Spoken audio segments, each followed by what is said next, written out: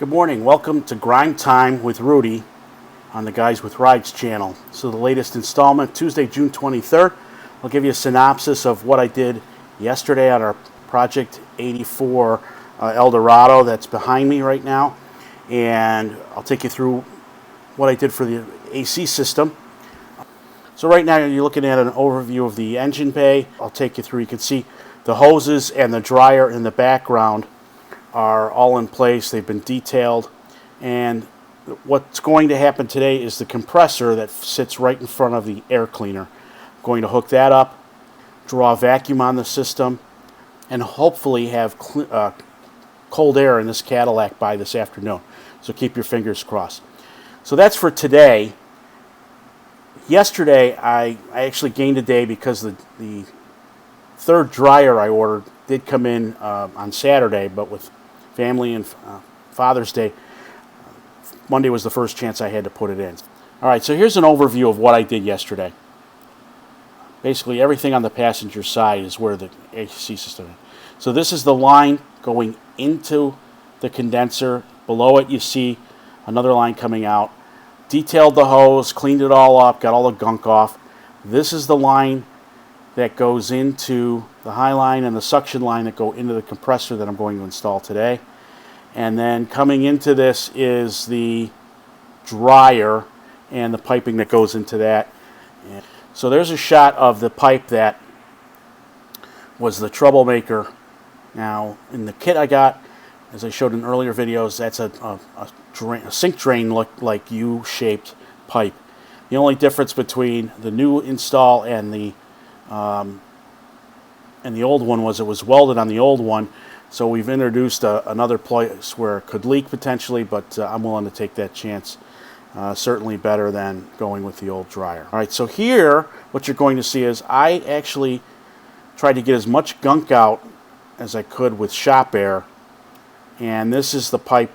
Those are the two pipes that go in and out of the evaporator that is basically the radiator for the interior that sits in the heater core. So smartly I put a rag down. You see me putting the shop air in, and on the evaporator side all I got was a bunch of relatively clean air.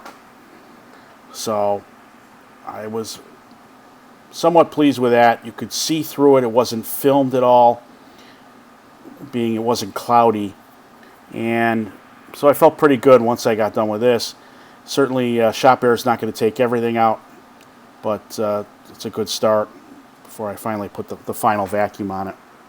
Moving on, this was the blowing the air. The condenser was a train wreck, as you'll see here in a minute. Always have a towel or something to catch it in. But watch this as I blow. Oh, I just get grossed out every time I see it. This milky oil. I'm a noob doing this, but anytime you see milky oil like that, probably not a good sign. I didn't see any metal shavings. I'm hoping that that was enough of a film that if there was anything in there, it carried it. We shall see. Now, this is an important thing here. What I'm showing is you take a line off, make sure the O-ring comes off. The O-ring is supposed to set on the flange, between the flange you see there and the threads. And the first thing I noticed is it didn't come out, so I grabbed my screwdriver, and sure enough, it was stuck in there. Bad blur there, but you get the idea. I'm a little miffed that this O-ring was black, as all the other ones I took out were green. I'm wondering whether the mechanic who worked on the AC system last didn't take the O-ring out. I'm thinking from the factory they were black, but these days everybody's using lime green, so that might have been a missed one, and a good thing to take everything apart and just try to reseal everything. So time will tell. Here I'm showing how as I put new O-rings on all of the lines after I clean them, that I took a little bit of the PAG oil that's called for on the conversion and just put them around the seals. That's recommended as a good practice to help them not dry out and provide a good seal when you go to tighten everything up. So just a good thing to remember, and I always put the cap on so I don't spill the oil I have. On this shot I'm showing the Orifice tube. Give it a shot. There's where it's supposed to sit in. At the end of that is the line is pinched, but now what you're going to see me do is actually pull the old one out with a pair of needle nose pliers, and here's a comparison of the what was in the system versus the new one. Unfortunately, the camera was not wanting to work to focus, but I'm going to show a still photograph here. That's the old versus the new there. So always remember to replace the orifice tube. I have proof now that I did that when I changed the compressor for the warranty. And there it is. There's the money shot where I'm putting in the new orifice tube and how that fits right into that tube just ahead of the evaporator core. So finally, now I'm installing the dryer. Pretty straightforward. Again, when you break this down, it's literally just plumbing.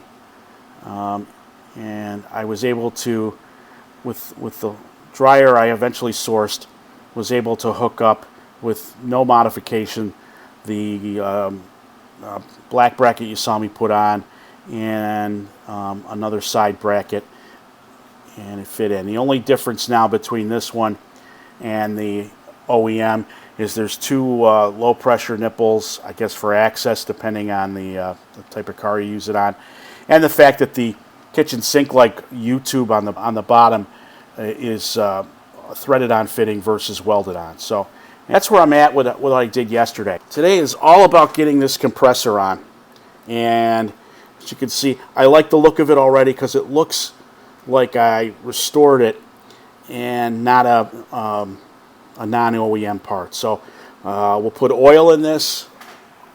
From the back side, I'll put the electrical couples from the old one onto this, fill it with PAG oil, pretty much that whole bottle you just saw. So when I fill the compressor with oil, I'm going to put this UV dye in. I'm going to mix it into the oil first and put this in, and that way when I go to vacuum everything out, if there's a leak, UV dye will help me find where it may be coming from. Fingers are crossed it's not in the evaporator core, God forbid the condenser. That's what's on the docket now. It's almost lunchtime, and I'm going to start working on the compressor after a bite to eat. So tune in. Depending on the timing, I'll try to get another video update tonight or first thing in the morning, and we'll go from there. Thanks for tuning in. If you're liking these little snippets of Grime Time, please, by all means, subscribe and get the word out that we're doing this on the AC system. And we'll talk to you soon. Have a great day. Thanks.